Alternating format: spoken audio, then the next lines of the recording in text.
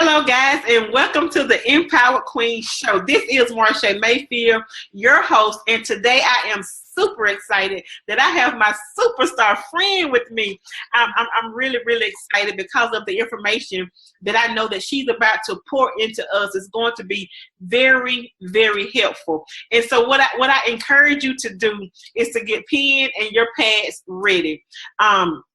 Because her topic here is just like so super juicy. And what she's going to tell you the 6 steps to go from a financial mess. And I'm sure all of us can relate to some point or time in our lives when we were in a financial mess. But how to go from that financial mess to pillars of wealth, guys. To pillars of wealth. And so I want to introduce here my superstar, my friend, my colleague, to you guys. She has been, oh my God, so many accolades that I'm just so excited, so very excited. But she's a contributing writer for Huffington Post. She's a co-author of Holistic Women Win. She has been featured in Women in Wealth magazine, also featured in Black Enterprise. And she has appeared on the Morning Blend television show. So guys, Cozette, who we have here with us today, Cozette White, she knows her stuff. She is known by thousands of people as the money coach. Cozette, thank you for joining us today. I am so excited to be here. Thank you for even extending this opportunity to me, Marsha. Thank you. Yes, you're so welcome. So with all those wonderful things and how God has truly blessed you to be in all those, those places, I want you to share with us. I really want you, we like to get transparent. We like to get down to the nitty gritty. And God, I want you to do, listeners and viewers, I need you to put your questions, your comments in the bottom comment section, because I want Cozette to know if you have any questions or any concerns, or if you have an aha moment, like communicate so that she and I could reach out to you and continue to give you the information and the content that you need so that you can continue to build those pillars of wealth. So please don't be shy. Don't be shy, guys. So Cozette, if you could tell us a little bit about not the now, not the success, not the author, not the Huffington Post writer, but that Cozette that was probably once in her life in that financial mess. Absolutely. Yes. I say this, we all have a money story. Mm-hmm. And I am just like every other person out there. I had a money story. So let me just share a little bit about you guys, my background and where I come from. I wasn't that woman that had that silver spoon in her mouth when she grew up. But I, like so many of my colleagues, my friends, like you, Marsha, I fell in love. Mm. I fell in love with Mr. Right. And Mr. Right treated me graciously. We took lavish trips. We did everything, you guys. And so Mr. Right was right by my side for a good 7 years. Mm-hmm. And, we had our children. We had a daughter. We had a son. We had the perfect pair. We had them backwards, but we still had that boy and we had that girl. But, we were both career driven. He was an accountant and I was an accountant. Wow. And now, you guys, I met him at work. I was an intern, so I met him at work, but he wined, he dined, he did everything for me. And I just remember one day I got this phone call, you all. And this phone call was one that I was not expecting. Mm. And the phone call went something like this. The kids haven't been picked up for daycare. So I'm thinking, he worked every other Friday. I worked Monday through Friday. He had a great career job. I had a great career job. But this particular Friday, when I got the phone call, now I'm dating myself, you guys, because back then I got the phone call, but it was back then when pagers was out. So listen, I paged him and he didn't answer. So I'm going, what is really going on? So I had to go pick the kids up from daycare. So I'm just thinking maybe he got caught up with something. Maybe he was, went to LA or something, whatever, and didn't communicate. But listen, I picked my kids up. And what we did what we do every single Friday. I picked them up. We was in the car singing. We stopped at McDonald's. I got one of them, the nuggets, and I got the other one, the Happy Meal. And we singing, driving. But what happened was I pulled up into my driveway, and I did as I normally do. I lift the garage up, and I just visually, I remember seeing the garage go up, and it went up. And so the garage got all the way up, Marche. Mm-hmm. And so all I could just see was, just as I'm looking straight, was a man, was my husband. He was bent over, Marche. Now, I'm getting ready to tell you guys, he was bent over in this position, and he was doing crack cocaine. Mm. Can you guys imagine? My heart at that point just fell in my lap, because I had no clue that the man that I married, the father of my kids, my baby's daddy, my soulmate, was doing crack cocaine. Oh my God. I mean, this man was crawling on the floor. So I didn't tell anybody this story for the longest, and I held all this in. Mm. But it got to a point where I had to say, I need you to leave. It got to a point, you guys, where I was in an abusive relationship. Mm. It got to a point where I had a black eye. I got water thrown on me. Let me just make it clear, not any water. I had hot water thrown on me, you guys. So I shared my story to just kind of reel you in to where it left me financially. I said we had lavish things. We had 2 incomes in the house. I asked him to leave, and so we went to 1 income. I had these kids, had a 3-year-old and a 5-year-old. Come on now. He had the nerves to serve me divorce paperwork. Wow. He served me divorce paperwork at work.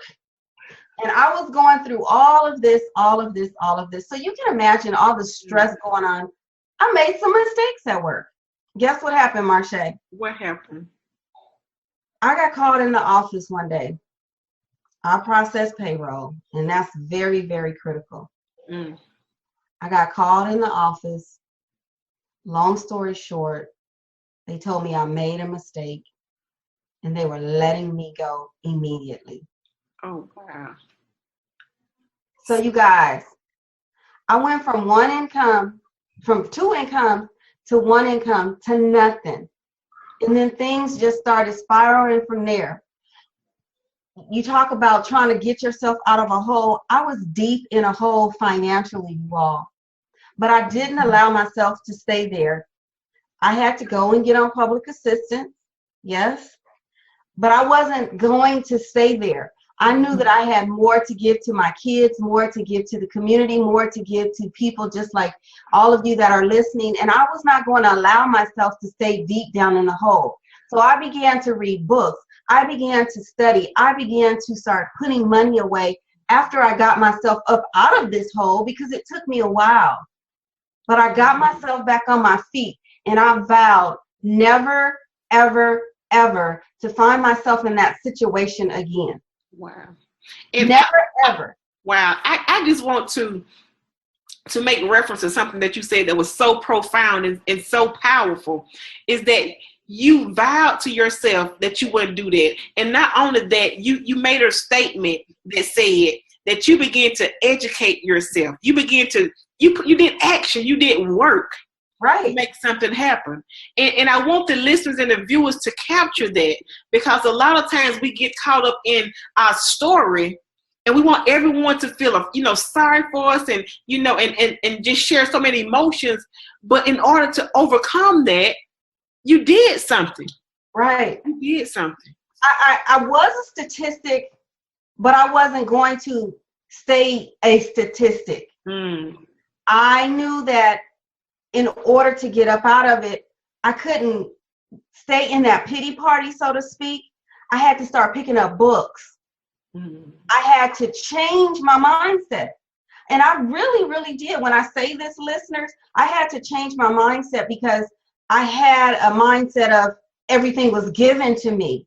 So I had to shift the way that I'm thinking. And here we are, you all. And I'm not trying to brag. I'm not trying to boast. I'm not trying to do anything. I am a single mom. I own rental property. I have disposable income coming in. But guess what? Because I shifted the way that I was thinking about money, I shifted the way how I felt about it, how I appreciated it, what it could do for me, and the fact that I had kids. And I did not want to let my son and my daughter see me like that. I wanted to give them more, and I wanted them to know that the same thing that I went out and I worked for, that they could do the same thing and they could have just as much as I had and even more. And as a mom, as a single mom, it was important for me to always lead by example. Lead by example. If I told them they needed to save, I needed to be saving. I told them that I didn't have money, and there were some times that I didn't have it. But I always made up for it in some other kind of way. I did not believe, I believe in Christmas, but I don't believe in wasting money. And so when my kids were probably around 10, 11, and they will tell you, I did away with going to get Christmas gifts. You know why? Because it sets a tone to our kids that that's something that they have to do. And that's not what Christmas is all about. Christmas is not about going into debt. Christmas is not about going out and overexerting yourself and then trying to make it up that first quarter. That's not what it's about, you guys. Be real to yourself. If you are trying to get up out of a rut, in which I was, and I think this is when it started, then I had to just do away with some things. The main things, the roof over our head, the shelter, the food, shelter, all the five, what are the 5 things? That was what was important, to make sure that we had a roof over our head, food going into our stomach, and we were paying the utility bills so that we had water, light, gas, and whatever else we needed to survive. So I just share that with you all, that I do have a story. I do have a story. And I want you to know that if you have a story, and if anything that I said to you just in those few moments resonate with you, because I know that I'm talking to someone. Yes. I know that I am talking to someone.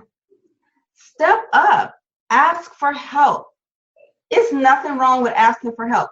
I was ashamed to ask for help. I really, really was. So, Cozette, the thing that you just said that I really want the listeners and the viewers to capture is that you made some choices. And a lot of times, the reason I want to talk about this is because this is one of the hardest things that we as people do. We want to keep the lavish life, and knowing that we can't afford it. So you made a decision to eliminate some of the joyous things, or some of the things that we, not necessarily a need, in order to just be able to live, right? Right. Go ahead. I'm sorry. I made sacrifices. Yes. Sacrifices is truly what I made. Some of the things that I may have wanted, I could do without. And so, we've heard this. Ask yourself, is it a want or is it truly a need? And I got myself into that mentality of asking, do I really need this? No. And sometimes I just really couldn't afford it. So it was truly a no. But even when we have that disposable money, you guys, and we say, oh, let me go out and splurge, or let me go out and get this new dress, or they saw me in this new dress. So what? So what? Wear the same dress over again. You know what? The money that you take to go get another outfit, it could go towards a bill. It could go towards that savings. It could go towards that down payment for that home. It could go towards the down payment for the kid. It could go to a whole lot of things. You're struggling, but yet you go buy another outfit. It makes no sense. Let's be real here. Keep it real. Does it make sense? Sacrifices, you all. If you learn to make the sacrifices and allow your dollars to stretch for you and work for you, you can start peeling off and get out of that financial mess. I was in a mess. I was in a mess. So it's about sacrifices, I believe, Marche. I love it. I love it. I love that. Guys, if you didn't catch that, you should definitely make note. And ask yourself this question. You know, what can I go without? What could I lose in order to gain true wealth? You know, and it may not be, it's not going to be easy based upon what she said. She was used to a lavish lifestyle, her and her kids. So I know that it was difficult for one to even explain to the children that we can no longer do this, or we can no longer go here. And they're not understanding that, you know, we go from 2 incomes to 1 income. But over time, I'm sure they learn to appreciate, because mother made sacrifices that now you can travel the world. I mean, exactly. I know you have been in some places that I could just only imagine, you know, to visit, and other kids, you know, would never even think it's possible. But because of those sacrifices, you're able to do that. Right.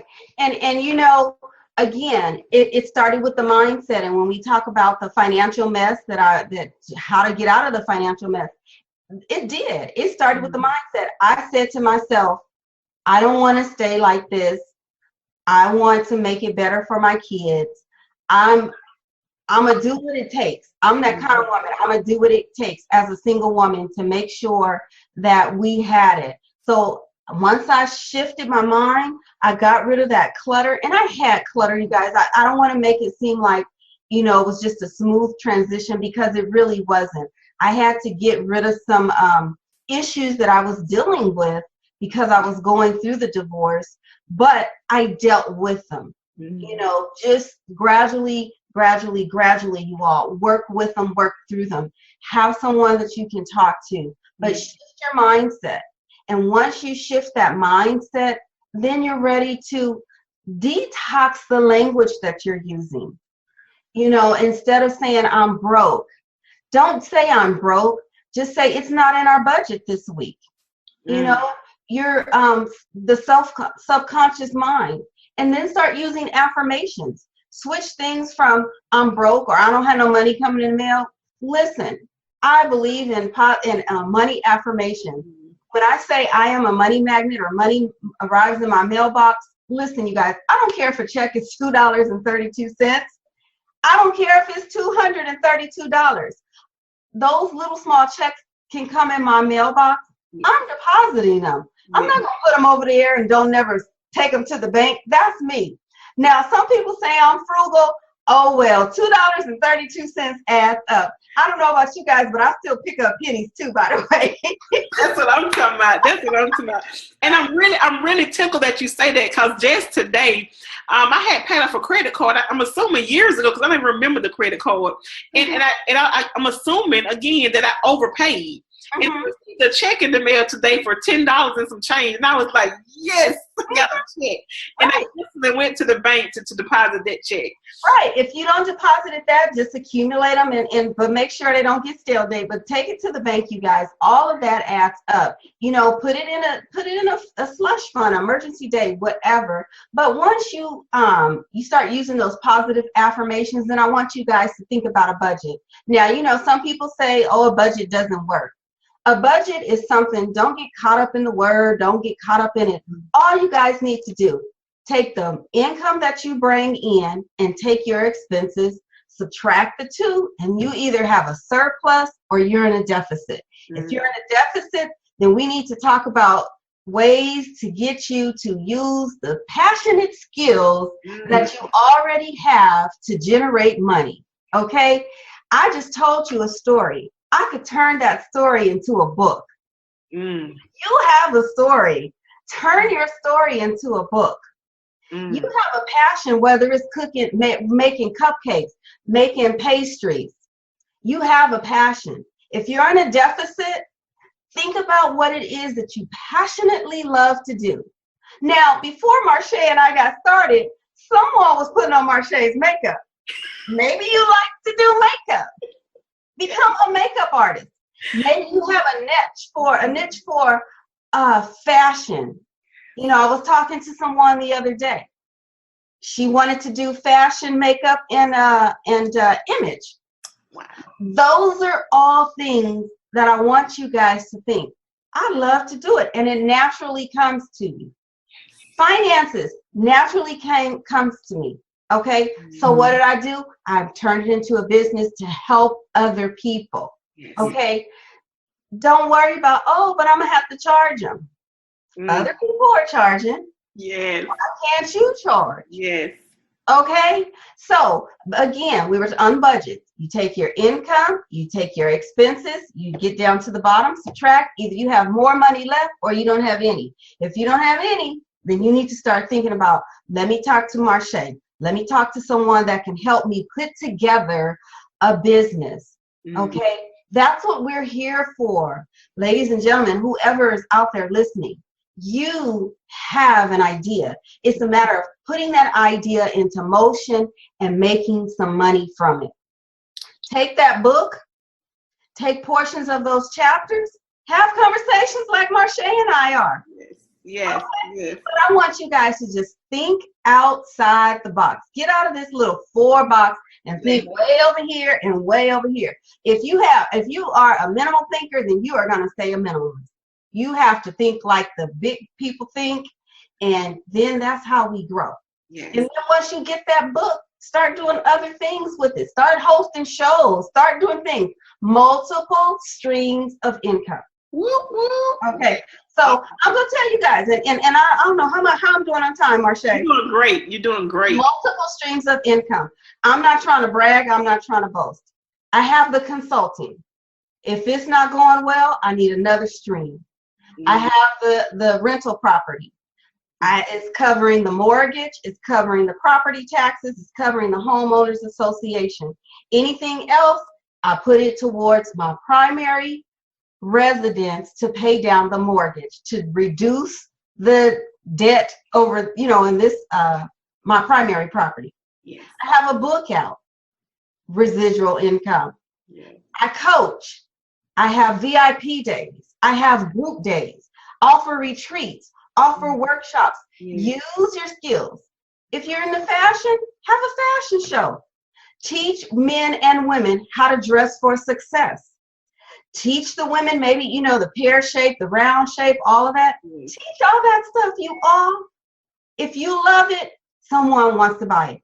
Marche and I talk. We talk on stages. Maybe you can help someone by picking out their wardrobe. A lot of different things, you all. But let's see, what else do I do?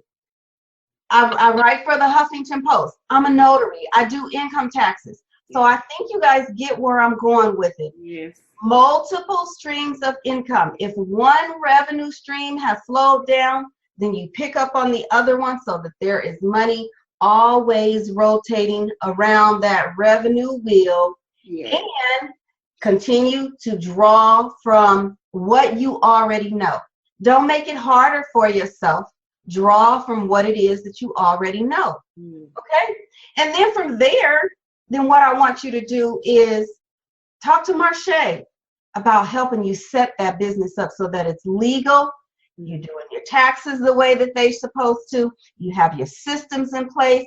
You have it where the money is automatically coming in, and you are just, you in the bed sleep, and the money is coming in.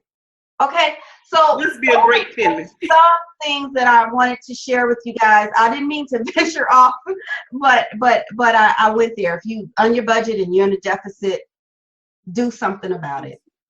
Do something about it. There should not be an excuse for you to say, I don't have any money.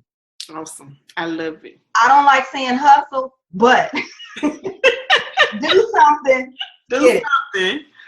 Okay. Then once you do that, then I want you to assess how you're going to pay these bills. Execute how you're going to pay these bills. Execute how you're going to pay off your debt. Okay. Put a plan in place. If you have debt, figure out how you're going to get rid of it. Just don't keep paying it. Just don't ignore the bill collector. Face it. I had to face them. The hardest thing to do, negotiate, leverage, make that leverage power come out. And then I want you all to take full responsibility for your actions. Now that's a good one. Take full responsibility for your actions. Remember, take ownership. Own the ship You are the captain of your ship. So you direct it and you drive it. Okay? So that's what I want to share. And if you guys just follow those simple, they may sound hard. Maybe we know money is a subject you don't like to talk about. But face it head on. And you will gradually see over time, you will get better and things will get better and things will get better. Listen, there's people making $30,000, but they got more assets than the person making $150,000. That is so true. So just think about it. Where there's a will, there's a way. There's a way. That is so true. And listeners, what I want you to really get, along with the nuggets that Cozette shared, is that you're hearing it from a person that has been there. That she shared her personal triumphs with you. And you now see her success. You hear the things that I was mentioning her bio. We didn't just decide to make that up tonight. Look her up. Find her on social media. But she shared with you, she was completely transparent that it was a process to get there. So she's no different than you or I, right? And she was willing to be open so that you could get the results that you need. And one of the things that I want you to get, along with the 100 other things that she said that I love, is ownership. The easiest thing for us to do is to blame other people. Like, I think we was kind of born with that as a child. I don't know, do we learn that? Is that a habit we learn? We formed somewhere along the way. Somewhere, but it be early. It's early in life for sure. But what I want you to get is, no matter how the circumstances came about, Cozette could have easily said it was her husband, her spouse's fault. But she took ownership. Ownership as a mother. She could have said, well, I'm not doing this by myself. But she didn't. That's what she shared. And, with her job, she took ownership. She made things happen. Did you just hear the different types of income, the streams of income that she has coming in? So I want you, Empowered Queens, to get this. We have no excuse. No excuse. She shared with you the different ways that you can create pillars of wealth with all the different gifts and talents. And Cozette is here to assist you. And we're going to actually ask her to share with you how you can have a conversation with her. Because having people such as Cozette or myself, any expert in different areas, you have these people in place so that we don't have to remain there. If you know that you're looking to create this wealth, and it's just like me with losing weight, I need help, so I know that, Marsha, you can't do this alone. So I want you to say to yourself, I've been in this place long enough. I've struggled here long enough. I've dealt with, my financial problems long enough. This lady has shared her story with me, and I know she understands me. Empowered Queen, the only way you can become and remain empowered is to own it and ask for help.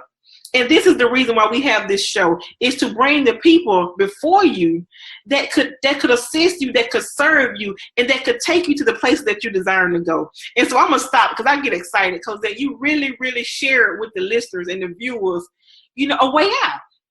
And what I love about it, you shared it from a place of concern. It was real. I could really feel your heart that, guys, if I did this, you too can do this. So Cozette, how can they contact you or have a conversation with you? Absolutely. They can reach me on most social media outlets under Cozette M. White. I'm on Facebook, Cozette M. White, and I also have the business group, My Financial Home. And I want to give your listeners, because I believe in giving, you must give. I would like to give them a free downloadable ebook. And if I could leave the number for them, what you need to do, listeners, you need to text the word finances. And I'm going to spell that just in case. FINANCES. So you need to text the word finances to 805-719-7682. Okay, I'm going to say it one more time. The word finances to 805-719-7682. Once you get there, you will be able to download a free ebook, and it's entitled Smart Finances for Smart People. All right? Mm. I love it, guys. So if you're not dialing right now, if you don't have the phone dialing right now, it's something that's wrong with you, guys. Smart Finances for Smart People. Cozette is gifting that to my tribe, to the Empowered Queen show. Cozette, I thank you so much. I thank you for your generosity. I thank you for your expertise, really sharing with our listeners and our audience. All the information will also, guys, be in the show notes. Remember, please, in the comment section, leave your comments, ask questions. Let Cozette know how she served you. Let Cozette know how she supported you. Let Marsha know if the show is serving you, guys. We are here for you. We need to know what it is that you are desiring. What do you need to in order to continue to be that empowered queen? Remember, this is Marsha Mayfield, and as always, we wear our tiara as a remembrance that we are empowered queens, and there's nothing that can prevent us from moving forward in our life, in our health, definitely in our finances and our business. Thank you guys so much, and we will see you next time.